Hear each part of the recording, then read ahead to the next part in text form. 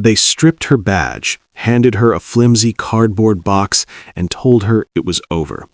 After 20 years of dedicating her life to saving others, Nurse Malene Jenkins was being dismissed for defying protocol.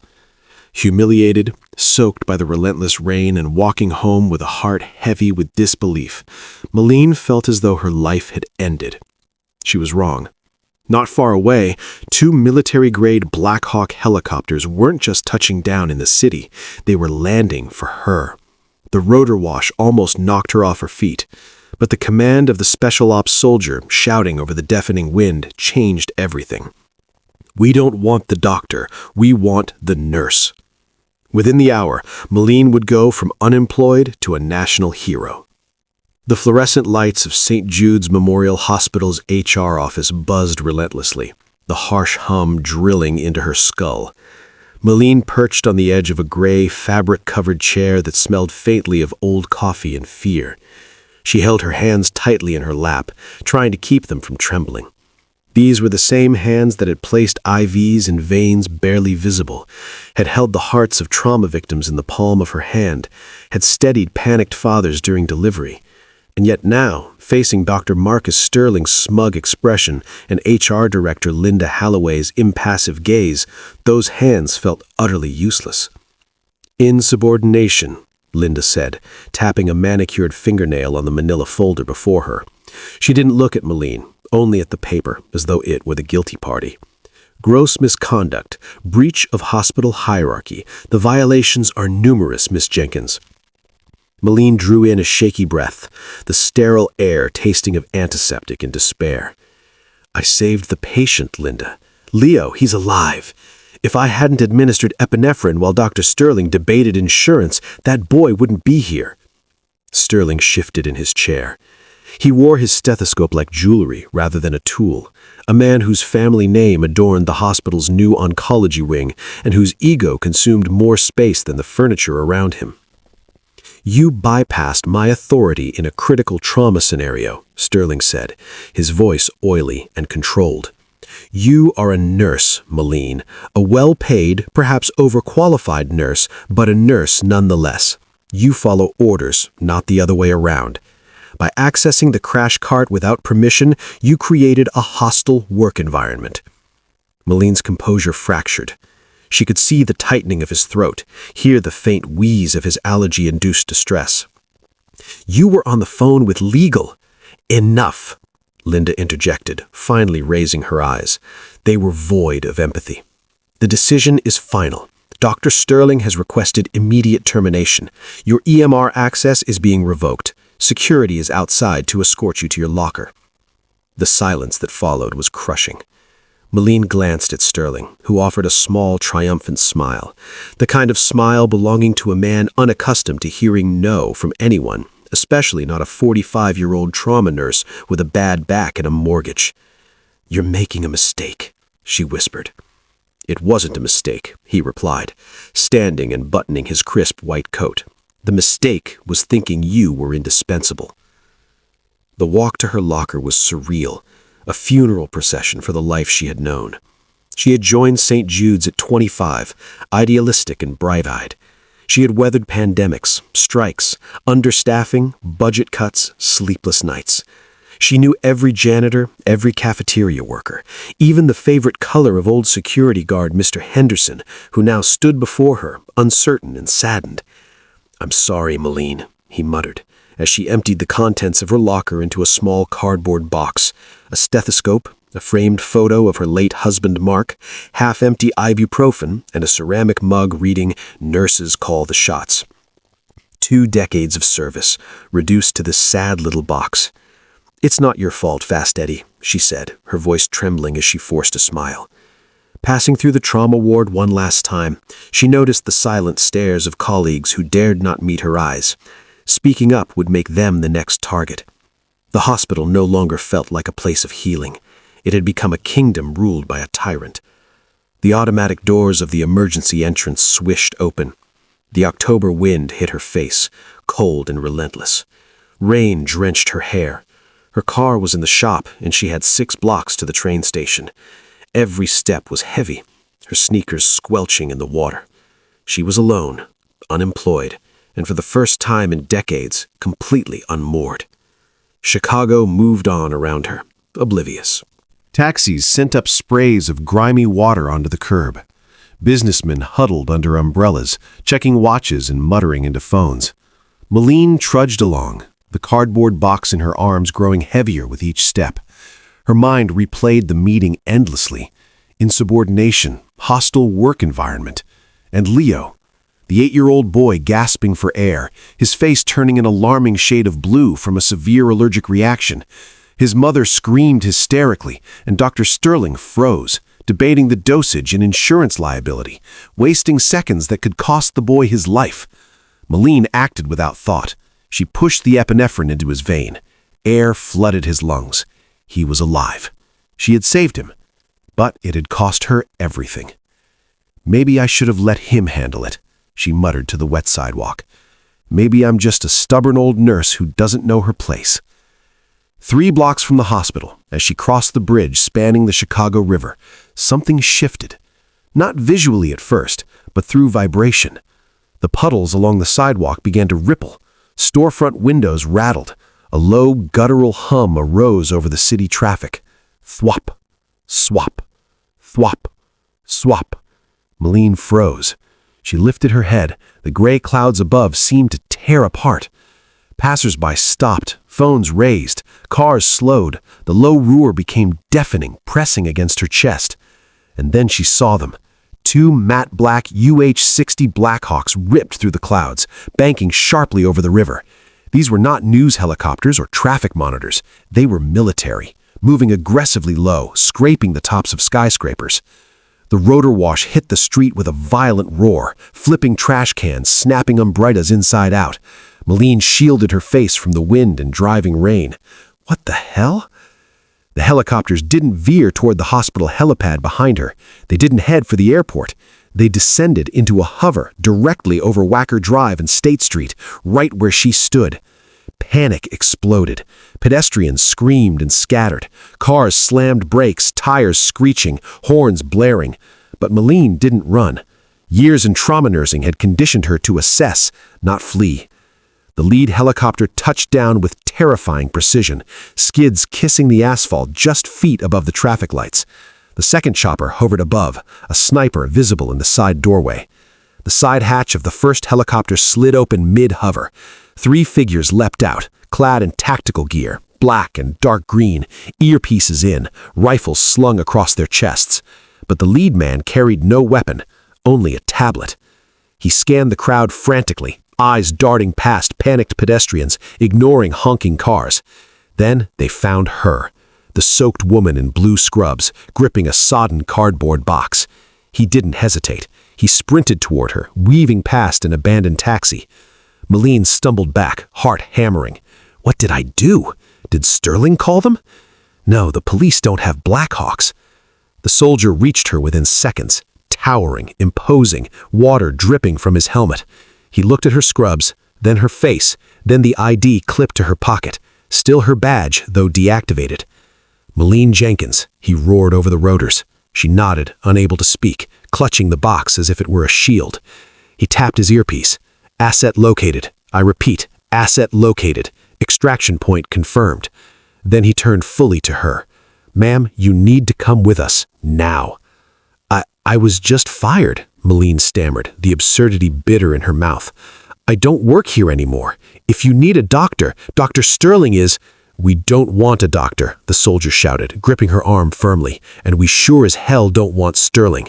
Intel says you were the trauma lead on shift, pediatric thoracic trauma specialist, correct? Yes, but— The president's goddaughter is in critical condition 20 meters from here. Her airway is crushed. Secret Service medics can't stabilize her. 3 different surgeons specifically requested you. Malene's eyes went wide. The president's? We have 4 minutes before she suffocates, the soldier said, pulling her toward the Blackhawk. Drop the box. Go. My photos from my husband, she cried, resisting. Without hesitation, he snatched the box under one arm like a football and scooped her up in the other. Go, go, go!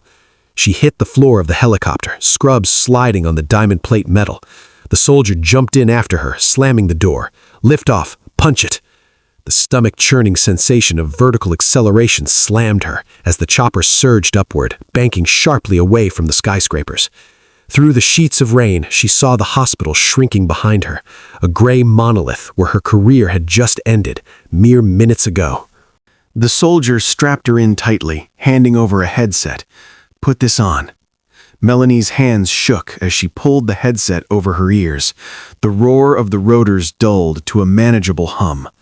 "My name is Captain Miller," the soldier said, voice crisp and clear through the comms.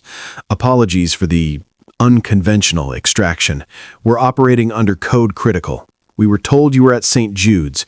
We landed on the roof, but the administrator said you'd been terminated. He tried sending the chief of surgery instead." Melanie's chest tightened. "Sterling." "That's the one," Miller said, brushing rain from his visor. "He tried to board the bird himself, claimed he was the superior medical authority." "What happened?" she asked, her voice trembling. Miller's lips curled into a grim, humorless smile. "I told him my orders were for Jenkins. He refused to step aside. My sniper put a laser dot on his chest and told him to sit down. He did." Melanie pictured Marcus Sterling, the god of St. Jude's, cowering on the wet helipad, a sniper's laser dot fixed squarely on his chest. A laugh she didn't know she had bubbled up, hysterical and disbelieving. "Where are we headed?" she asked, scanning the gray expanse of Lake Michigan rushing below. "Air Force Reserve Base. Air Force One is on the tarmac. The medical bay is set up in the hangar. It's chaos. Structural collapse at a fundraising event. The girl, it's bad. They've got the equipment, but they don't have the hands. Flight surgeon is maxed out." Melanie looked at her own hands, still trembling, though differently now. This wasn't fear of being fired. This was adrenaline, focus, the zone. "Vitals? What's her airway status? Intubated?" Miller's expression shifted, impressed. He tapped his tablet. "Oxygen saturation is 82, dropping. Trachea deviated. Tube won't go in. Significant swelling." "Cracothyroidotomy," Melanie said instantly, "but pediatric landmarks are tricky. One mistake, jugular. Miss, and she bleeds out." "Exactly," Miller said. "That's why we came for you." She gazed out the window, her mind racing. 10 minutes ago, she was trudging through the rain, worrying about bills. Now she was flying in a military helicopter to save the president's goddaughter. "Captain," she said, voice hardening. "Yes, ma'am. I hope you flew fast. Supersonic, ma'am." The Black Hawk didn't land. It fell from the sky, flaring rotors at the last second to soften the impact on the wet tarmac of O'Hare Air Force Reserve Base. Side doors were already open. Melanie's stomach lurched somewhere over the river, but her mind had snapped into precision focus. Trauma state. No emotions, no bills, no insults, no fear. Only patient, problem, solution. "Go, go, go!" Captain Miller screamed, unbuckling her harness. Melanie leapt onto the tarmac, sneakers splashing in a mix of rain and jet fuel. The scene was apocalyptic. 2 Black Hawks, 3 massive C-130s, and the distant silhouette of Air Force One, gleaming like a fortress. But she wasn't heading to the plane. She ran toward a massive hangar 50 yards ahead. The doors were flung open, bright artificial lights spilling out into the gloomy afternoon. Armored SUVs created a protective barrier. Flashing lights cast eerie shadows across the wet concrete. "Stay close," Miller barked, grabbing her elbow and guiding her. "No stopping for anyone." As they neared the hangar, a wall of men in black suits, Secret Service, blocked the entrance. They were statues of paranoia and discipline. One, a buzz-cut agent with an earpiece wired into his brain, stepped forward. "Halt!" he shouted over the wind. "Who is this?" "The manifest says Sterling," Miller barked. "Sterling is compromised," Miller shouted back. "Primary asset is Jenkins. Stand down, Agent Reynolds. Code red. I can't let a civilian near the patient." Melanie saw Reynolds differently now, not as a federal agent, but as a single obstacle between her and a dying child. She stepped from behind Miller, drenched, scrubs plastered, hair wild, cardboard box forgotten. "Agent Reynolds," Her voice carried above the chaos. "Captain Miller says the patient's airway is crushed. Saturations were in the low 80s 5 minutes ago, likely in the 60s now. Hypoxic brain injury is starting. You can check my credentials, my badge, whatever you need, but you need to let me in now. 30 seconds tops before irreversible damage." Reynolds stared at the soaked nurse, at the badge still clipped to her chest. He saw the fire in her eyes. He stepped aside. "Get her inside." They burst into the hangar. Chaos exploded. A mobile field hospital had been erected in the center of the vast concrete floor. Halogen lights bathed a gurney in blinding brightness. Monitors beeped frantically, a rapid, panicked rhythm. 3 military medics swarmed the patient, blood and gore littering the floor. "I can't get a view," a graying man shouted, sweat cascading down his forehead. He held a laryngoscope, trying desperately to pry open the little girl's mouth for a breathing tube. "Too much blood. Needs suction. Maximum suction." A nurse barked across the gurney. "Sats are 68, bradying down, heart rate dropping." Melanie dropped her box onto a supply crate and sprinted to the bedside. The patient, a girl no older than 8, was pale, lips a haunting violet. The girl's neck was grotesquely swollen, dark bruises mottling the soft skin, a deep purple that screamed of crushing trauma. She was motionless, completely unresponsive. Malene didn't pause. She didn't ask permission. She didn't introduce herself. She stepped to the head of the gurney, right beside the colonel who was struggling to intubate. "Stop." It wasn't a request. Colonel Dr. Eris Vance, the Air Force unit's chief flight surgeon, froze, head snapping up. Who are you?" "I'm the person telling you that what you're doing is going to destroy what little airway she has left," Malene said, eyes scanning the girl's neck with ruthless precision. "If you keep forcing that tube orally, you'll tear the remaining tissue and she'll never breathe again. Look at the subcutaneous emphysema." She gestured to the puffed, spongy tissue above the girl's collarbone. Air was leaking into the surrounding tissue. Her trachea was transected. Vance hesitated. He was excellent at battlefield injuries, gunshots, blast trauma. But this wasn't a soldier. This was an 8-year-old child, fragile, crushed, and on the brink. The weight of the U.S. government pressed down on him like a physical force, his hands trembling. "We need a surgical airway," Vance said, voice shaking. "But I can't find the landmarks. The swelling. If I cut wrong, I hit the carotid, the jugular. And she bleeds out in 10 seconds. Malene finished for him. I can't see anything," Vance whispered, terror etched across his face. Malene looked down at the child, then at the monitor. Heart rate 45, oxygen saturation 60. Time was collapsing. She stripped off her soaked jacket, revealing the damp blue scrubs beneath, and snapped on sterile gloves from the open tray. "Scalpel," she said, voice calm but commanding. Vance's eyes widened. "You're a nurse." "I'm a trauma nurse," she said, extending her hand. 10 years in the busiest ER in Chicago. I've done 3 of these in parking lots. Give me the scalpel." The monitor's alarm screamed as Vance's hands reluctantly obeyed, slapping the surgical blade into hers. The hangar seemed to pause. Even the Secret Service lining the perimeter held their collective breath. Only the monitor's bleeps cut through the silence. Beep, beep, beep, slowing perilously. Malene closed her eyes for a fraction of a second, picturing the anatomy beneath the swollen flesh. Thyroid cartilage, cricoid ring, the thin membrane between. It was there. It had to be. She opened her eyes, fingers probing the child's neck. The tissue was soft, fluid shifting unnervingly under her touch. "Come on," she whispered, coaxing herself through the tactile haze.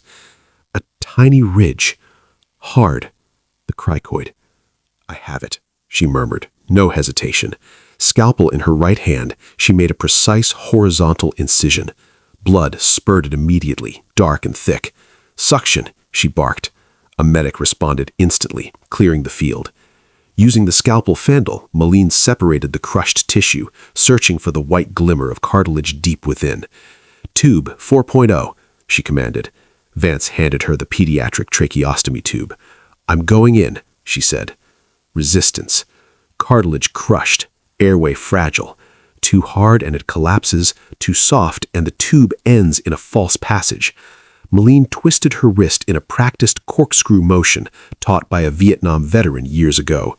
The tube popped through, the give of true entry. "Bag her," she shouted.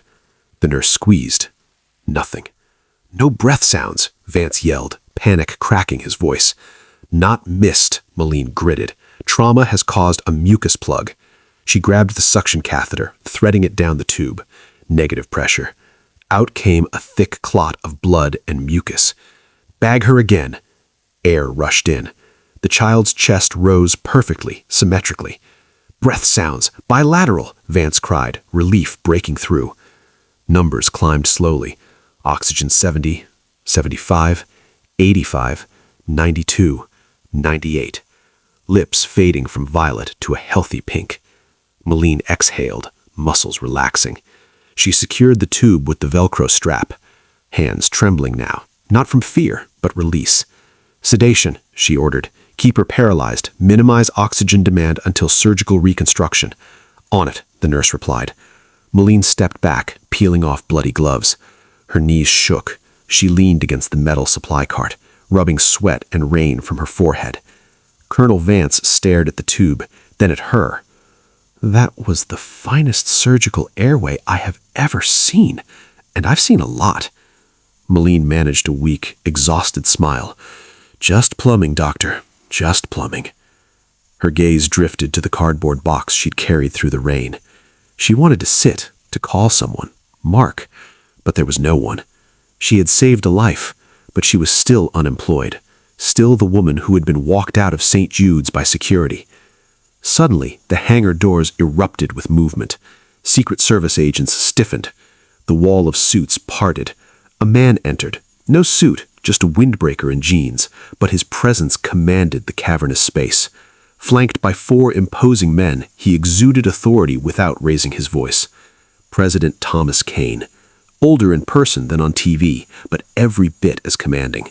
The strain of office life was etched into the lines around his eyes. But in this moment, he didn't look like the President of the United States. He looked like a worried uncle, rushing to the gurney. "Emily," he whispered. Colonel Vance stepped up. "She's stable, Mr. President. Airway secure. Oxygen saturation at 100%. The President exhaled slowly, shoulders sagging in relief. His hand trembled slightly as he reached out and touched the little girl's tiny fingers. "Thank God. Thank God," he murmured. Turning to Vance, his voice sharpened. "They told me she was choking. They said you couldn't get the tube in." "I couldn't, sir," Vance admitted, blunt and honest, integrity etched into every word. "It was a complex injury. The angle wasn't right." The President's gaze swept the room. "Then who did?" Vance stepped aside, pointing toward the woman leaning against a supply crate, rain-soaked scrubs clinging to her, a soggy cardboard box tucked under her arm. "She did, sir," Vance said simply.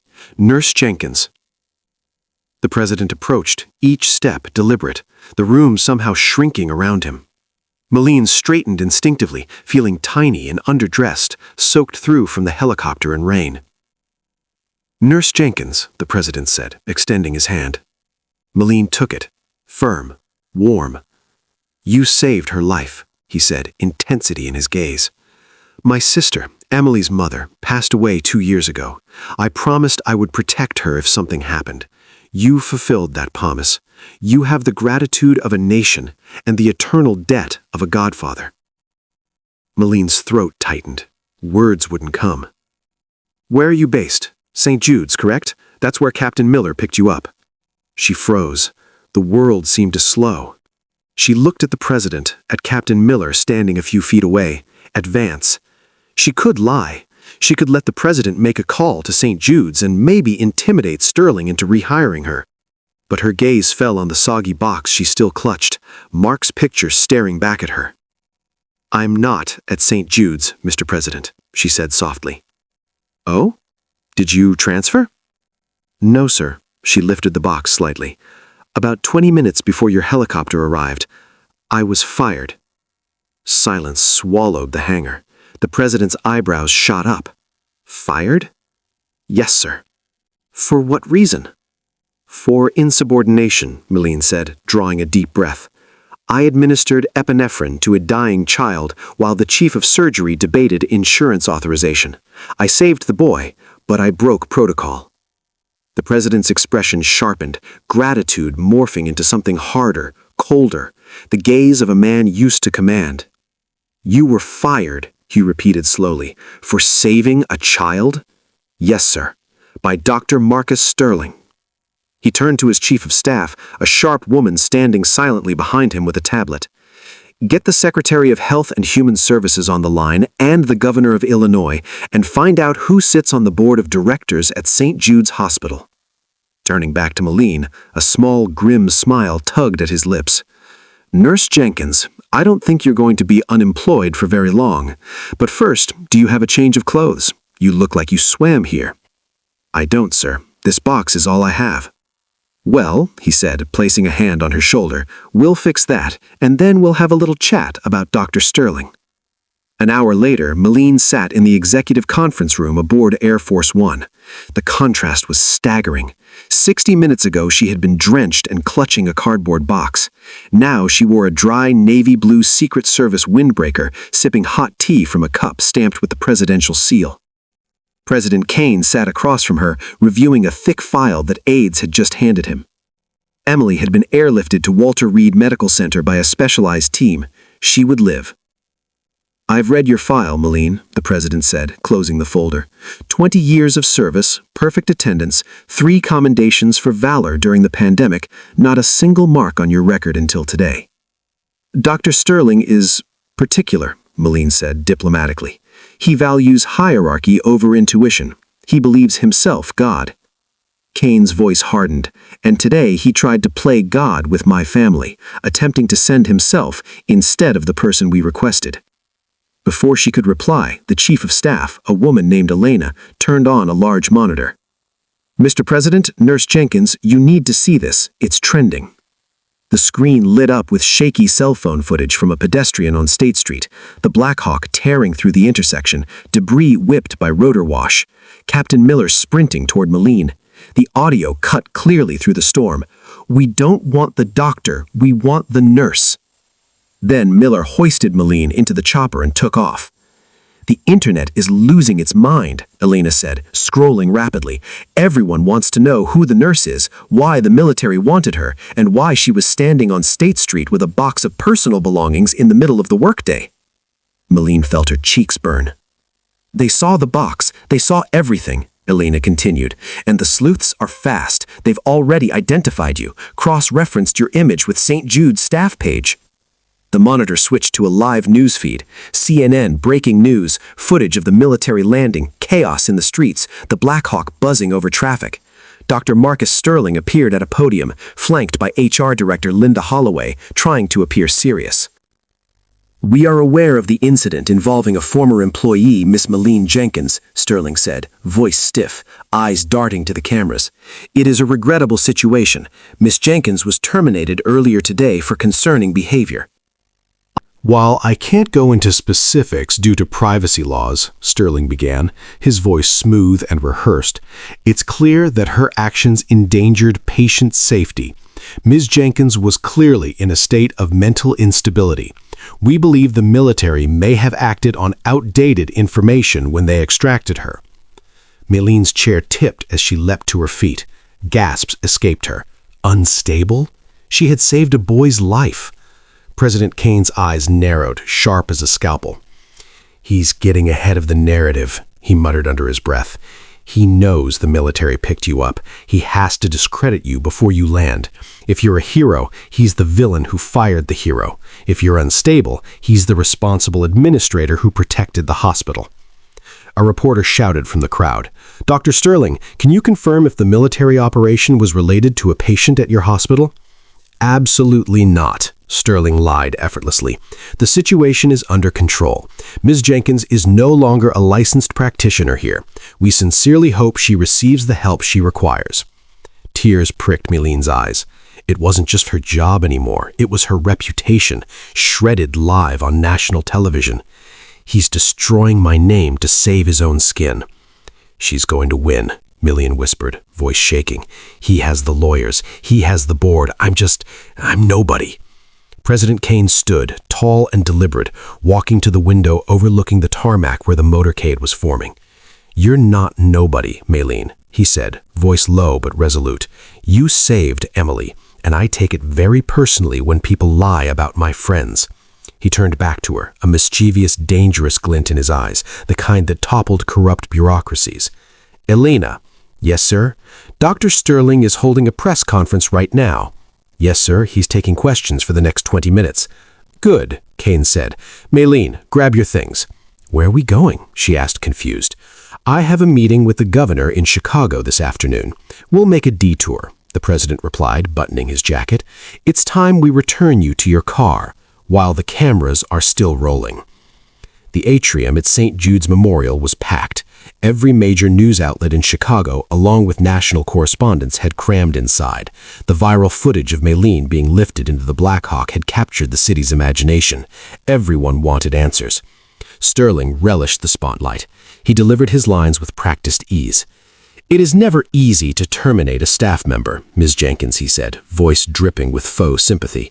Ms. Jenkins was a valued member of our team, but medicine requires precision, not vigilantism.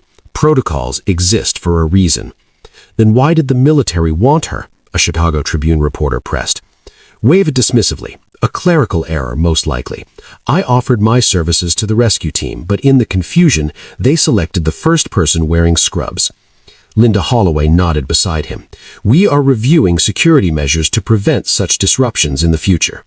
Suddenly, every reporter's phone lit up, buzzing, chiming, pinging in unison. Murmurs swept through the crowd. What is it? Sterling barked, irritation creeping into his voice. A reporter in the front row held up an earpiece. Dr. Sterling, the presidential motorcade has just left the highway. Sterling frowned. The president is in town for a fundraiser. That has nothing to do with us. Traffic control says otherwise, the reporter replied. They're not heading to the fundraiser. Wacka Drive is shut down. They're coming here. Sterling froze. Sirens tore through the streets outside, not one or two but a chorus, police, fire, and motorcade vehicles thundering toward the hospital. Red and blue lights danced across the glass entrance behind the press pool. 2 Secret Service agents in full tactical gear burst through the doors, rifles at low ready. Clear the lane, one shouted. Reporters parted instinctively, sensing history in the making. 4 uniformed Chicago police officers entered, followed by the mayor, then the Secret Service detail, and finally, walking side by side, came President Thomas Kane and Maylene Jenkins. She was still wearing the oversized Secret Service windbreaker, hair tied in a messy bun, but her posture was upright and commanding. Kane's hand rested gently on her back, guiding her forward. Flashbulbs erupted in a storm. Questions screamed from every angle. Sterling gripped the podium, knuckles white, paralyzed by the sight before him. The president didn't stop at the edge of the room. He strode to the podium. Sterling didn't move. Excuse me, doctor, Kane said, voice amplified by the microphone. I believe you're in my spot. Sterling stumbled back, nearly tripping over a cable. Mr. President, He ignored him. Silence fell, absolute and suffocating. My fellow Americans, Kane began, eyes locking with every camera, every lens, every broadcast. I apologize for the interruption, but I was monitoring Dr. Sterling's press conference from Air Force One, and I felt compelled to correct the record. He gestured to Maylene, standing resolute but clearly nervous. Dr. Sterling just told you that Maylene Jenkins was fired for instability. He said she was a liability. He said the military made a mistake. Let me tell you the truth. He paused, letting the words hang. Every reporter leaned forward. Every camera zoomed in. 2 hours ago, my goddaughter suffered a catastrophic airway collapse. The best military doctors on site could not stabilize her. We requested Maylene Jenkins by name because she is the best thoracic nurse in this city. When she arrived, Maylene didn't just assist, she took control. The flight surgeon froze, unsure how to proceed with the pediatric crush injury. Maylene moved without hesitation. She performed a life-saving surgical airway that had terrified even the most seasoned military medics. A collective gasp rippled through the press room as cameras zoomed on her focused, rain-streaked face. "She saved my family," President Kane said, voice steady, resonant. "And she did it just an hour after being fired by this man." His finger jabbed toward Sterling, who was sweating profusely, the color draining from his face. And why was she fired? For saving another child's life against his orders. The reporters swiveled toward Sterling, a pack of questions bearing down like a tidal wave. "Dr. Sterling, is that true? Did you fire her for saving a patient? Did you lie about her mental state?" Sterling's voice faltered. Hands raised defensively, he stammered, Wait, there are complexities, insurance protocols, procedures." Malene stepped forward for the first time. Her voice trembled at first, but as she looked Sterling in the eye, it sharpened into a blade. "Leo was dying, Marcus. 8 years old. You were worried about a lawsuit. I was worried about his mother burying him." Sterling opened his mouth, tried to recover. "I am the chief of surgery. I determine the fitness of my staff. You can't just waltz in here." Kane interrupted, calm but deadly. "Actually, I can do a little more than that." He turned to the side. "Agent Reynolds?" The agent stepped forward, handing a manila envelope to the president. Kane opened it deliberately. "Dr. Sterling," he said, voice echoing, "while I was en route, I had the Department of Justice review St. Jude's billing practices under your administration. The pattern is clear. Prioritizing profit over patients seems to be your specialty. We found massive discrepancies." Sterling's face went ashen. Kane gestured to the cameras, "And I also called the chairman of the hospital board. He was eager to hear that the chief of surgery lied to the press and to the President of the United States. He's speaking to HR as we speak." Kane's gaze swept the room, landing on Linda Halloway. "Linda, isn't that right?" Realizing the tide had turned, Linda fumbled, pulling a prepared document from her pocket. Her hands shook. "Dr. Sterling," she said, voice quivering, "effective immediately, the board has suspended your privileges pending investigation. You are to be escorted from the premises." Chaos erupted. Flashbulbs exploded like fireworks. Sterling spun, panic etched into every feature. "You can't do this. I built this wing. I am this hospital." "Mr. Henderson," Malene called softly. From the back of the room, the old security guard stepped forward. A grin split his face, toothy and knowing. He held a small cardboard box, perfectly empty. "I believe you know the way out, Doctor. And here's a box for your things. A bit small, but I'm sure you'll manage." Flashbulbs caught Sterling as he accepted it, the weight of his hubris finally crushing him. Kane placed a hand on Malene. "Now, about your employment." Malene turned to the cameras, to the president, then to the spot where she had been soaked and humiliated just hours ago. "I think," she said, smiling for the first time all day, "I'm going to need a raise." Outside, rain fell again over Chicago, but this time it wasn't a funeral. It was baptism, renewal, triumph. Exactly 1 year later, Malene Jenkins stood beneath a white tent in the courtyard of the newly rebranded St. Jude's Memorial. The old corporate lettering had been replaced by warm, inviting gold letters, the Malene Jenkins Center for Pediatric Trauma. She smoothed her crisp white coat, embroidered in gold with the words, "Patient Advocate Chief." She was no longer just a nurse. She was a leader, a protector, a symbol. "You look nervous," a small voice said. Malene turned to see Leo, now 9, impeccably dressed, cookie in hand and sneaking a third from the buffet table. "A little," she admitted, crouching. "Speeches aren't really my thing. I prefer IVs and bandages." "You'll be great," Leo said, crumbs dotting his lips. "Just tell them about the helicopter again. That's the best part." Malene laughed. Everyone did. The Black Hawk nurse story had become folklore in the medical world, a testament to courage over protocol. Her presence sparked systemic change. Jenkins laws passed in multiple states, protecting medical staff acting in good faith during emergencies. Nurse autonomy was no longer a bureaucratic afterthought. It was law. The courtyard swelled with people, doctors, nurses, former patients, military personnel. President Kane sat proudly in the front row with Emily, now 10, her thin neck scar a quiet badge of survival. But Maline's eyes sought the staff. The nurses of St. Jude's stood tall, no longer hiding. Fear had been replaced by empowerment, knowing their champion would always have their back. As for Sterling, his name lingered only in cautionary whispers. The investigation Kane initiated unearthed years of malpractice and fraud.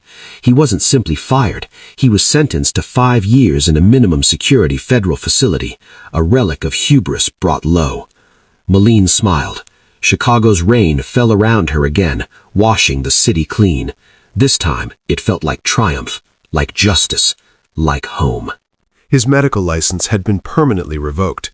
Linda Holloway had turned state's witness to avoid jail time and was now working as a chaotic manager at a fast food chain in Ohio, a fate she likely found far worse than prison.